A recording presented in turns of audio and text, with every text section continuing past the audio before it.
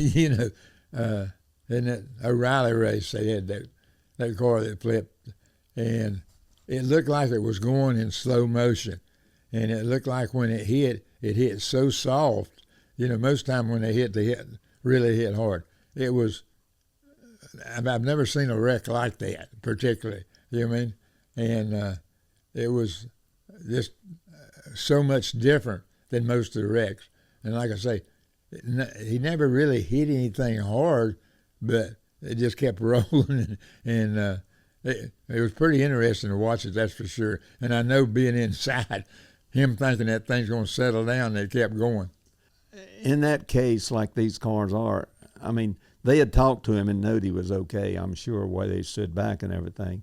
But if they'd have been a fire, that would have been a scary thing, and which thank goodness they wasn't. And they done a good job taking their time, turning him back up and everything.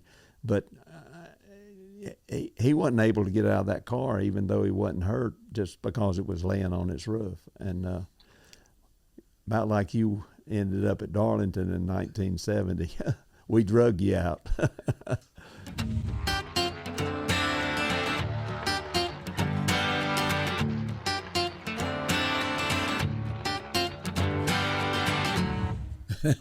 We don't know if changing the stages, if it'll make anything different. We think it will.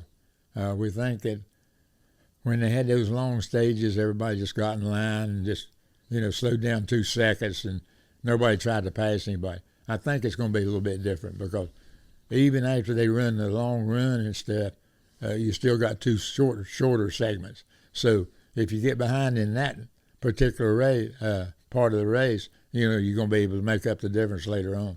I'm glad they realized they had a problem and they've tried to fix it, but I imagine there's some computers right now red hot that they got to cool off, because they're rerunning that race 100 times before we go down there. I wish they'd wait and told them Sunday morning what the stages was going to be.